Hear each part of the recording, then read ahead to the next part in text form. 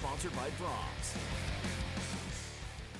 And welcome to another edition of The End Zone, along with Cameron Johnson. I'm Colby Daniels. Guest of honor this week is the one and only Eddie Radosevich, Soonerscoop.com, 1077 The Franchise. The meteorology career, how's that going right now? We're doing well. We're doing Okay, well. okay. I need to get on a green screen while I'm here. I mean, we had the Aurora this week, right? That was Yeah. visible from Oklahoma. I so- missed all of it, too. Oh, didn't come see any on. of it. I didn't know that it was going on. Fair enough. I didn't Fair get those enough. emails from the government this Okay, week. okay. It might be something to do with the shutdown. The shutdown probably Exactly. contributes to that, absolutely. But glad to have you back. Thank you. It's been an interesting college football season, It and has. obviously the month of November is always sensational. Yeah, it's awesome. And I think that, this is the best time of the year. You get that crossover with college basketball. NBA, obviously. The Thunder have been awesome. Not too shabby. Exceptional, especially coming off the Lakers win this past week. And then football. And Oklahoma playing meaningful football in the month of November. I think if you would have asked Oklahoma fans back in August, you're going to play meaningful football in the month of November, they would have signed up for it. So very excited for the trip this weekend down to Tuscaloosa. Yeah, we had the bye week to sort of reset and get ready for this final three-game stretch where Oklahoma controls their own destiny. I mean, I don't think anybody thought that was possible maybe after Ole Miss and when you looked at the schedule and what was ahead. Sure. Oklahoma is in control of their playoff hopes. So before we jump into this matchup, I do want to rewind to last year because the season was over, right? Yeah. I mean, it was done. The only thing you were looking forward to is maybe becoming bowl eligible. Nobody thought that was actually going to happen against Alabama in Norman last year, but 24-3 upset. The field gets stormed by Sooner fans, and I think just for me at least, one of the more memorable moments as far as being in a game in Norman. Yeah, it was. It saved a lot of people's jobs, I think, or at least having that conversation in Norman. And the way that they played, I think it kind of gave everybody a little bit of belief that, okay, maybe this is headed in the right direction. Stunning, though, the way that they were able to run the football. I think a lot of people, myself included, kind of forgot the way that Alabama came into that game. Basically with just a win away from punching their ticket into the college football playoff a season ago. So it was stunning, the way that they were able to run the ball, the turnovers, the Kip Lewis pick six. Eli Bowen had a pick that set up another touchdown. It kind of set up for what was to come, and I think a lot of hope and belief in what Brent Venables was able to kind of help build, and where they're at right now. So, yeah, last year was incredible. You hope to not see a whole lot of field storming for Oklahoma in the future because that's obviously in a bad spot. But, yeah, it was surprising. One of the more surprising wins that Oklahoma's had over the last couple of years. There are those teams in college football that I feel like no matter what kind of year they're having, that it's just always a big deal to beat them. Alabama is one of those teams. And It's like if you beat Duke in basketball, right? You're starting the court. Yeah. And, I mean, a bad year for Alabama is normally a lot better than a lot of other teams. So to get that win, I think, first year in the SEC, not going how you wanted it to your point, it was a huge momentum, confidence booster to know, okay, we do have a chance in these coming years.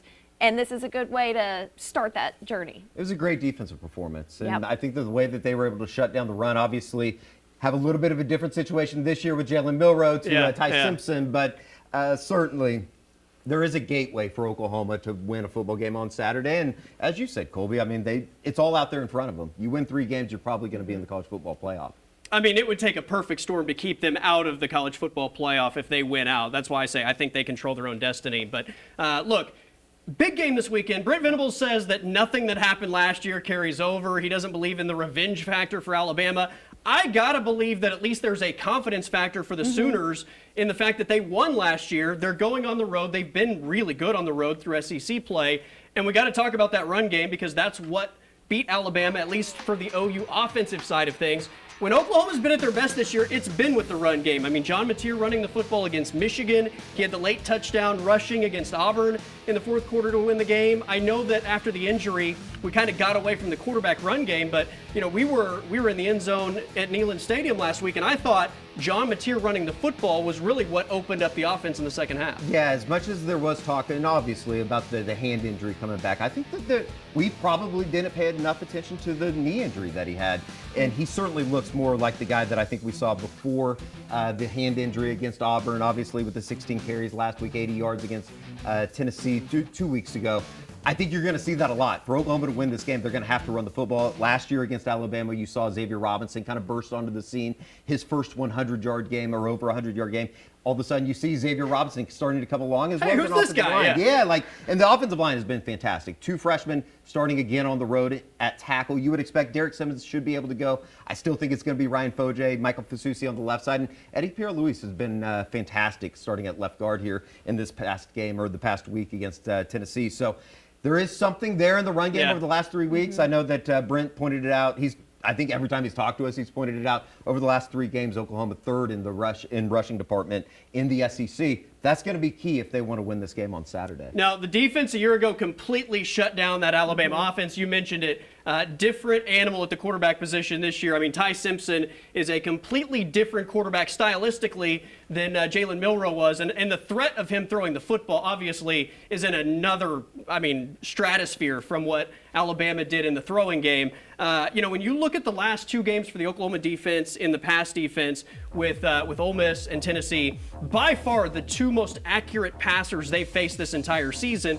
Both of those guys went over 300 yards with Chambliss and with Aguilar.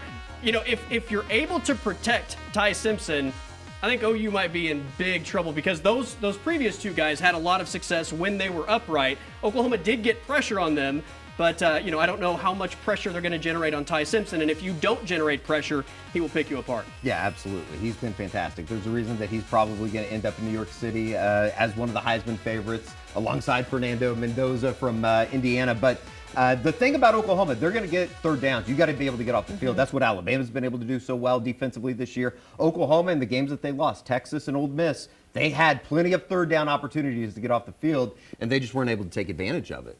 Yeah, and I think the turnovers is going to be a big deal Sure. for them too, because you look at last week, you still got Aguilar, the offense as a whole, Tennessee's offense putting up well over 200 yards. They get those takeaways. That's what saved them in this game. So I think that puts a lot more pressure on the defense. That yes, if you can't contain Simpson, that means you're going to have to force a takeaway, to your point, get off the field. And they have not done that this year. Ty Simpson Outside does of not Tennessee, turn the ball over. One interception on the season. Yeah, it's unbelievable. He's been fantastic. And when you haven't been able to run the football like Alabama has, it makes it almost even more impressive what Ty Simpson's been able to do through the air. Should be a lot of fun. We'll make game picks on this game a little bit later in the show. We've got to take a timeout. We mentioned the Thunder. They are rolling. They're off to a dominant start. We'll discuss it next on the End Zone. All right, welcome back to the End Zone. Eddie Radosevich is our guest this week, along with Cameron Johnson. I'm Colby Daniels. All right, we got to talk Thunder Hoops, the defending, reigning NBA world champions. Off to a great start, 12-1, right? I mean, it should probably be 13-0 if you don't have the 22-point blown lead against Portland on the second night of a back-to-back. But look, they're playing exceptional basketball. They've done it without J-Dub to start the season. Still hasn't made his season debut. Chet has missed time. Lou Dort has missed time. Caruso has missed time. It's like a different guy seemingly steps up every night. The constant is the MVP, Shai Gilgeous-Alexander. Listen to this before we go any further. SGA has sat in 7 of the 13 fourth quarters the Thunder have played this season. He's second in the NBA in scoring with 32.5 points per game. It's incredible. Like, how can this? How's that possible? How can this get better than what it already is? And I think that, like as you said, Dub coming back, it seems like this thing can get better. It's kind of a problem for Mark Daigneault. How is he going to get all these guys minutes over the next 4 or 5 months leading into the playoffs? But it's been exceptional. It's been a little bit of a storybook ride, just in terms of like what they did last year, following it up with a 12-1 start now.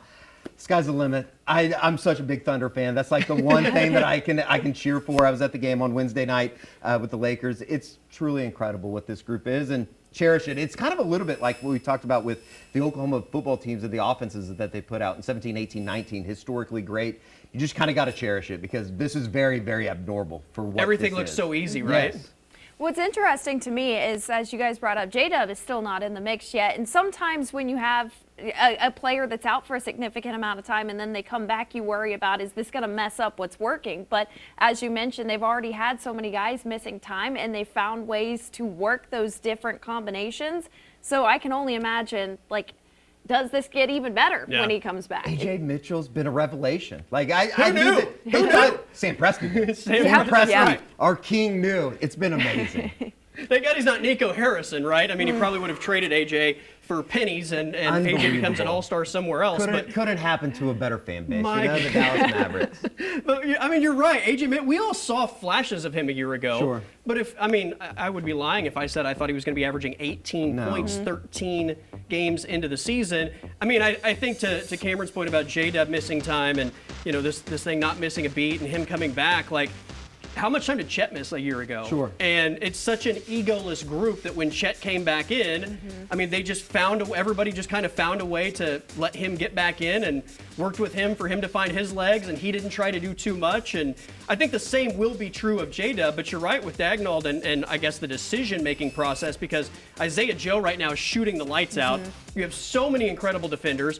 Isaiah Hartenstein, I already think is probably the best center in Thunder history. His game seems to be growing. We talked about this on the radio this morning. He looks more and more comfortable, and I know that they won the World 100%. Championship last year. Yeah. It seems like he is a lot more comfortable this year, just knowing his role and where he needs to be. I thought last night or Wednesday night he was fantastic with the distribution of the basketball from the center position. So, I don't know. 81-1 still on the table. Still on right the table, now? absolutely. Yeah. And as one of our producers here says, 81-1 sounds a little bit better than 82-0, because then at least you have that little chip on your shoulder. Sure. Going into Always the room to postseason. So improve. that's right. 0-0. Yeah, you never want to just count the victories. You can always reflect back on that one defeat and what ultimately went down. All right, college football playoff week 2. The Sooners are one spot outside of the current playoff bracket. So let's take a look at this thing. Yeah. Same 4 as last week. Ohio State, Indiana, Texas A&M, and Oklahoma's opponent, Alabama, are your bye teams, if you will. But we did have a shakeup, obviously, with BYU losing to Texas Tech. So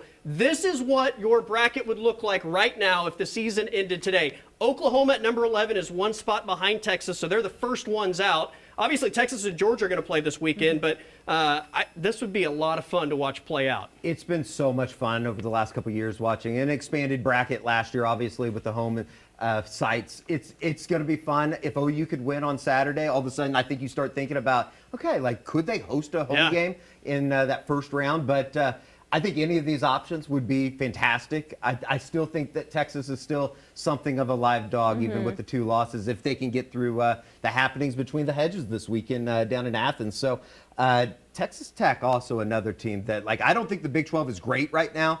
I know the BYU, they've had a lot of moaning with the college football playoff bracket or with the rankings that came out on Tuesday, but I still think Texas Tech, you fire me up with a home site there in Lubbock for a night game possibility in the playoffs. Joey Juice with a healthy quarterback. The Red Raiders might be sneaking up on somebody in the first round. Ole Miss, Texas, I think would be a ton of fun. And I kind of like the idea of maybe Oregon doing to Ohio State what Ohio State did to Oregon last year as the number 1 seed, potentially seeing the other in the second round. But look, Sooners win. They will be on this bracket when we do this next week. Okay, we got to get to 10 seconds of action. Unfortunately, our MAC correspondent, Adam King, is on the IR, expected to be back soon. It's only the 10-day IR, so he'll be back soon. So no Adam King, but we still have 10 seconds of action from one of the games of the week. Absolutely. I mean, it's one of those things where you score 14 points to win the game, and you win 5 of the last 6. Here's Taylor Williams, still on his feet. There he goes. Did he score? Did he not? I have no idea. Find out next week when we give you 10 more seconds of MAC football here on the End Zone. It's Moving the Chains next. All right, welcome back to the End Zone. It's time for Moving the Chains. Eddie Radosevich is our guest, seasoned veteran of Moving the Chains. I am. He picked up a first down on multiple occasions, so he's no stranger to this thing. All right, we're going to start with a quick sound clip because this will set up your 1st and 10 question. Sure. Yeah, I looked up and I was like, there's Brent. I gave him a sideline pass. I went over and I said, what do you think they're going to call right here on 2nd and 14?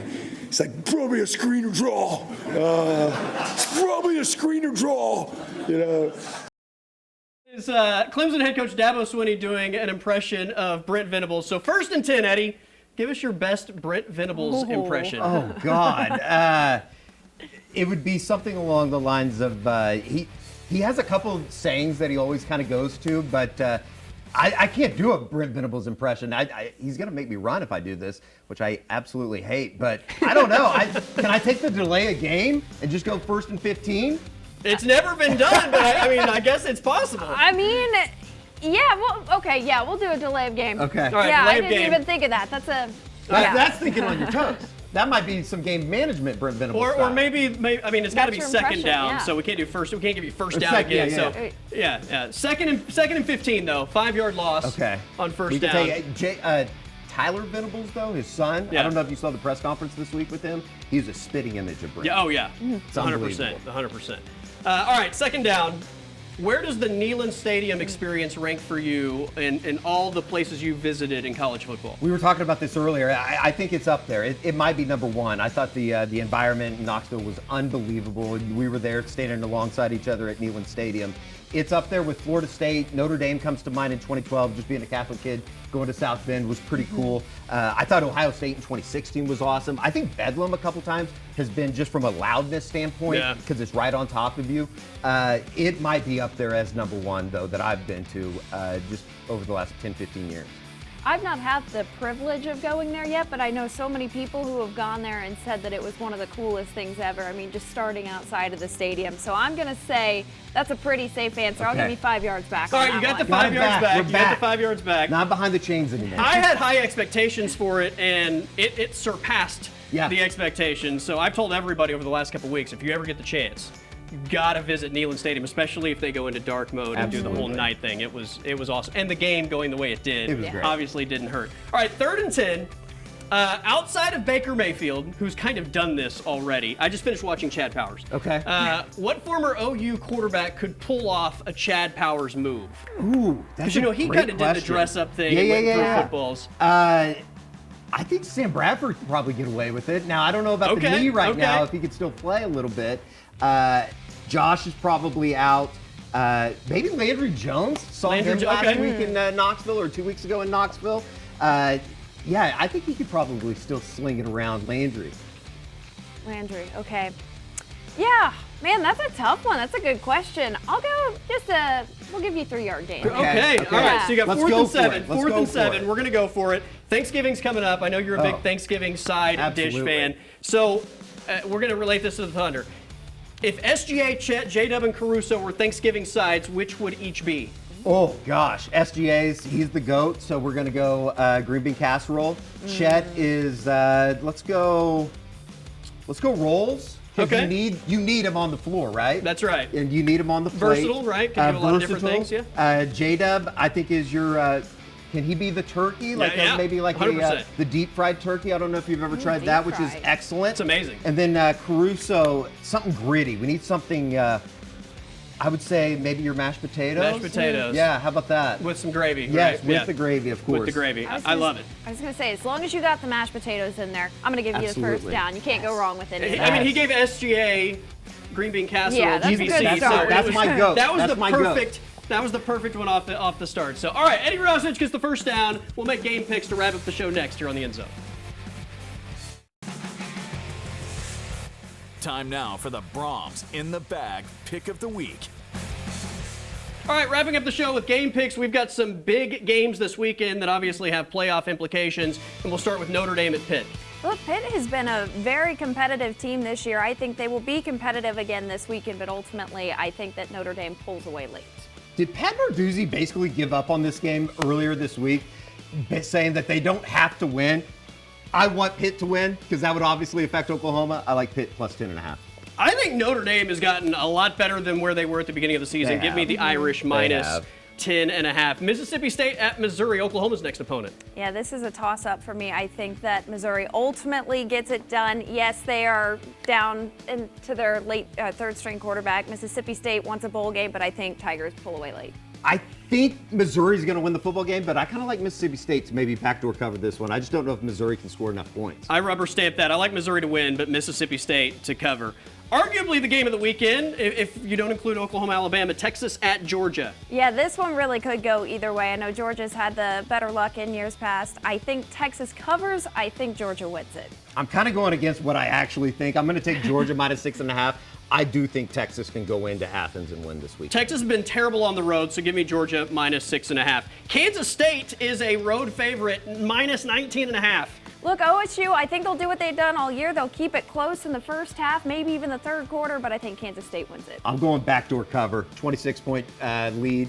maybe Oklahoma State sneaks a score at the end. This is like the third time OSU's been a giant underdog at home, and the favorite is covered, so give me Kansas State again. All right, finally, Oklahoma at Alabama. Boy, this is going to be a fun one, and really, I had a tough time deciding. I still don't know who wins, but I think OU at the very least covers, and this is a one-score game. Kind of what we talked about earlier, Colby. I think that Ty Simpson's going to have a good day through the air. If Oklahoma can get turnovers, maybe they cover, maybe they win. I like Alabama by a touchdown. Competitive football game, but I think Alabama wins by a touchdown. Hope I'm wrong, but we'll break it all down next week. Thanks to Eddie. That's Cameron. I'm Colby. Everybody have a great weekend.